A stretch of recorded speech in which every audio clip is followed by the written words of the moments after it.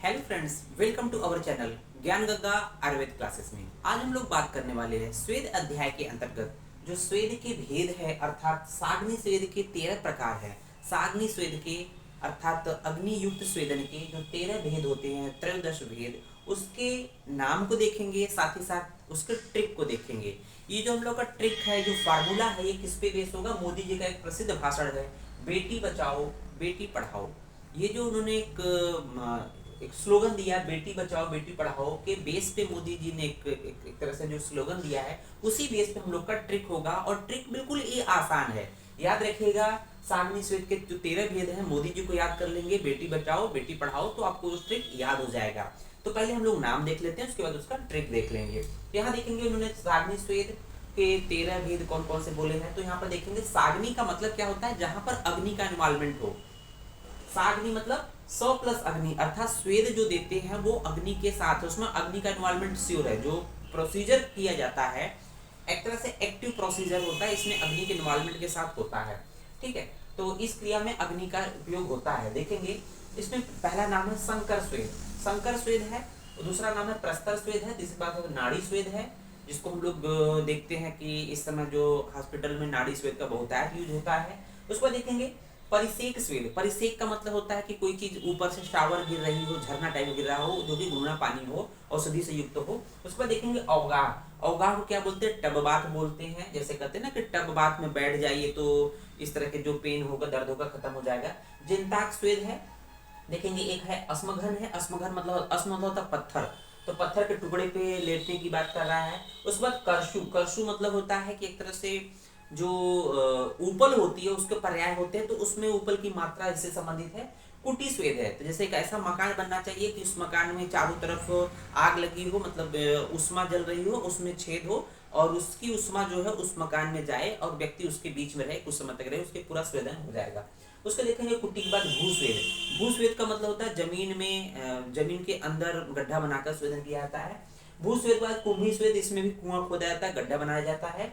कूप स्वेद, कूप मतलब नलकूप टाइप का होता है, इसमें इसी तरह से बात करेंगे। होलाक स्वेद, इसमें भी गड्ढा बनाया जाता है। तो ये तो नाम है। अब बात आती है कि नामों को याद कैसे करें। देखेंगे 13 स्वेद तो हम लोग को याद होते हैं, बट 13 स्वेद का जो है, स्वेदन के जो भेद है 13 प्रकार के, उनका नाम भूल जाते हैं, लास्ट में जाते थे कोई ना कोई एक दो भूल जाते हैं। आइए हम उस ट्रिक के बारे में बात कर लेते हैं। मोदी जी ने कहा था बेटी बचाओ बेटी पढ़ाओ। तो मोदी जी ने ऐसा क्यों कहा? क्योंकि मोदी जी ने ईश्वर से प्रार्थना किया। तो वो प्रार्थना क्या है, वही ट्रिक है। मोदी जी ने जो प्रे किया भगवान शंकर से उन्होंने प्रे किया, प्रार्थना किया कि शंकर जी अब भू पर, क्या है ट्रिक देखेंगे। शंकर शंकर जी अब भू पर परी, शंकर जी अब भू पर परी का नाश ना हो। तो ये ट्रिक है आपका, ये सिंपली आपका ट्रिक है। शंकर जी अब भू मतलब भूमि पर, परी का नाश ना हो। तो परी मतलब पापा की परी, जो बेटियां होती हैं कहीं कहीं पापा की परी हैं। तो देखेंगे परी मतलब पापा की परी या बेटियां होती हैं, तो बेटी बचाओ बेटी पढ़ाओ याद रहेगा। शंकर जी अब भू पर, भू मतलब भूमि पर, परी का नाश न हो। क्योंकि जो रेशियो लड़के लड़कियों का जो रेशियो होता था स्त्री पुरुष का, वो कहीं ना कहीं लड़कियों की संख्या घट रही थी। जैसे हरियाणा हो गया, राजस्थान हो गया, ऐसे क्षेत्रों में ज्यादा हो रहा था। कहीं ना कहीं लड़कियों की संख्या ज्यादा थी, महिलाओं की संख्या ज्यादा थी। तो मोदी जी का था जो बेटी बचाओ बेटी पढ़ाओ बेसिस पे उन्होंने शंकर जी से एक प्रे किया कि शंकर जी अब भू पर परी का नाश न हो। तो शंकर मतलब क्या हो जाएगा? शंकर स्वेद हो जाएगा। जी का मतलब हो जाएगा जिंताक स्वेद हो जाएगा। जी का मतलब जिंताक हो जाएगा। और अव मतलब अवगाह स्वेद हो जाएगा। सॉरी, अवगाह स्वेद हो गया। अव का मतलब अवगाह स्वेद हो गया। भू, भू का मतलब देखेंगे भू स्वेद हो जाएगा। और भू का मतलब भू स्वेद हो गया।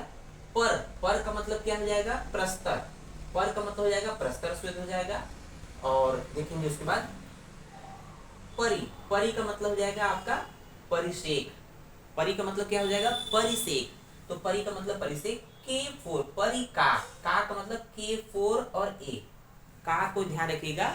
K4 मतलब K से 4 नाम है, तो 4 नाम कौन से, K से कौन कौन से हैं देखेंगे यहाँ पर। कुटी है, कुंभी है, कूप है और करसु है। करसु कुटी कुंभी कूप, करसु कुटी कुंभी कूप, तो ये चारों नाम याद हो जाएंगे।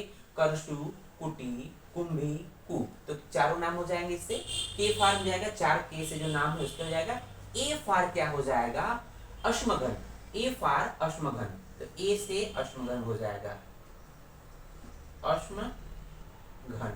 और नास का कोई मतलब नहीं है, नास मोदी जी की प्रार्थना थी। ना का मतलब नाड़ी हो जाएगा, ना का मतलब नाड़ी श्वेत, तो देख रहे होंगे यहाँ पर आपका नाड़ी श्वेत आ गया।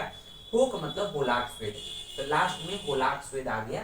तो इस तरह से मोदी जी ने प्रे किया कि बेटी, मतलब उनको उन्होंने ईश्वर से प्रे किया कि हे शंकर जी, अब भूमि पर भू पर परी का नाश न हो। ध्यान दीजिएगा, नाश का कोई मतलब नहीं है। शंकर मतलब संकट हो जाएगा, जी का मतलब चिंता हो जाएगा, अव मतलब अवगाहन हो जाएगा, भू मतलब भूस्वेद हो जाएगा, पर का मतलब प्रस्तर हो जाएगा, परी का मतलब परिषेक से हो जाएगा, K4 का मतलब करसु कुटी कुंभी कूप, ए फार अश्मघन हो जाएगा। नाश का कोई मतलब नहीं है। ना का मतलब नाड़ी हो जाएगा, हो का मतलब होलाक हो जाएगा। तो इस तरह से फिर उसके बाद मोदी ने स्लोगन दिया, बेटी बचाओ बेटी बचाओ बेटी पढ़ाओ।